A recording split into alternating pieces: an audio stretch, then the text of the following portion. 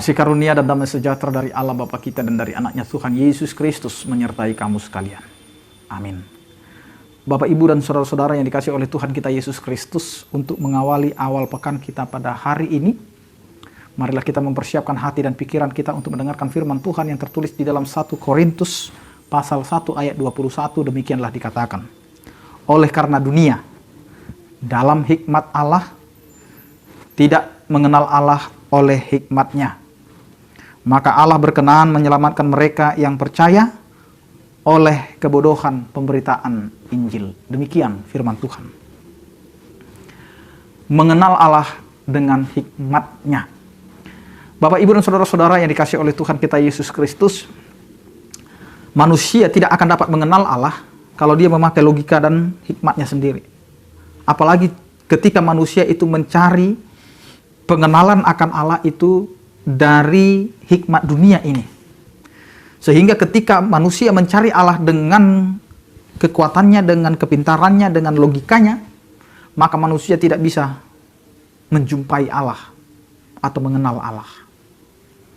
Tetapi ketika manusia meminta hikmat daripada Tuhan, maka disitulah dia dapat mengenal siapakah Allah dalam kehidupannya dan menurut imannya. Karena itu Bapak, Ibu, dan saudara-saudara yang dikasihi oleh Tuhan kita Yesus Kristus, firman Tuhan hari ini mau menyapa kita.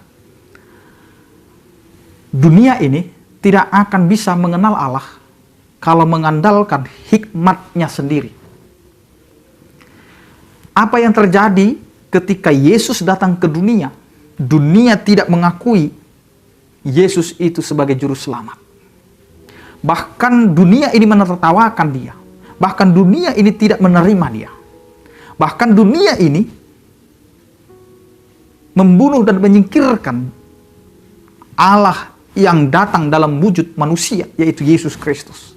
Jadi walaupun sampai saat ini masih banyak orang yang tidak menerima kedatangan Kristus, yang tidak menerima Yesus sebagai juru selamat, bahkan ada orang yang tidak mau mengucapkan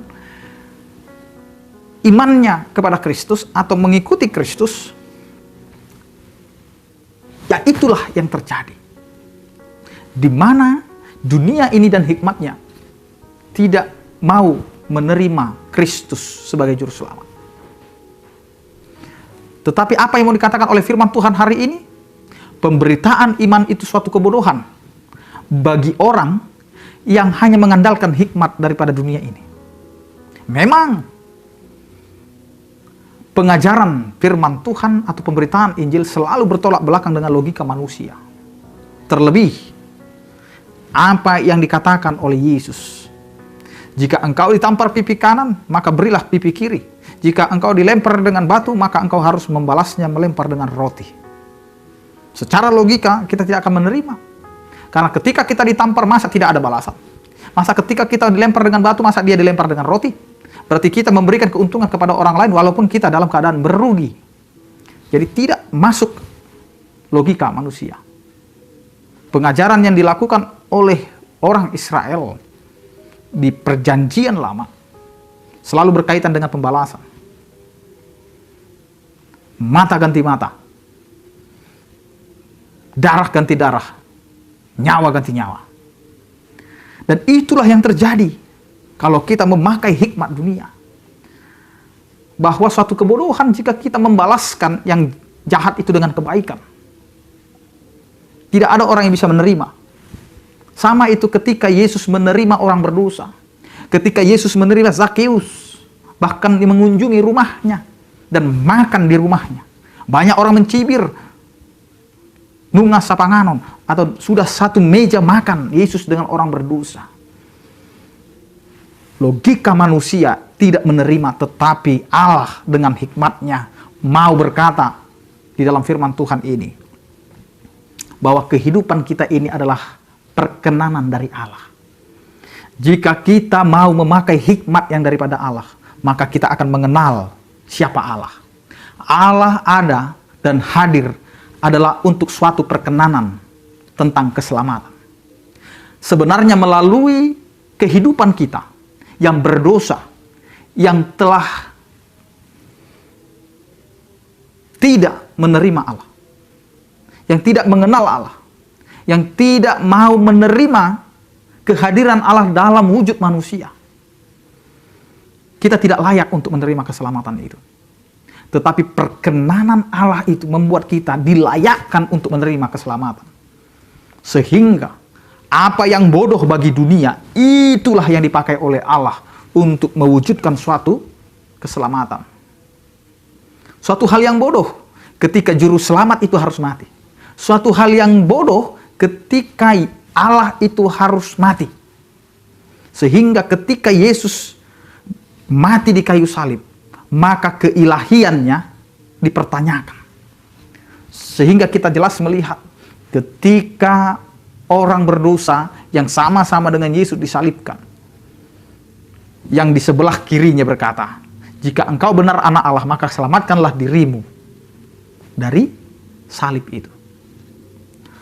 Keilahian itu seakan-akan dipertanyakan karena kita tidak mengenal Allah. Tetapi ketika kita berhikmat dari Allah, maka kita akan sama seperti orang berdosa yang di sebelah kanan.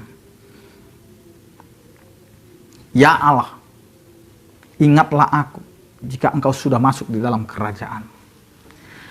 Ketika kita memakai hikmat itu, maka hal yang terbodoh sekalipun akan dipakai oleh Allah. Seperti itulah apa yang dikatakan oleh Yesus. Batu yang telah dibuang oleh tukang bangunan akan menjadi suatu batu penjuru.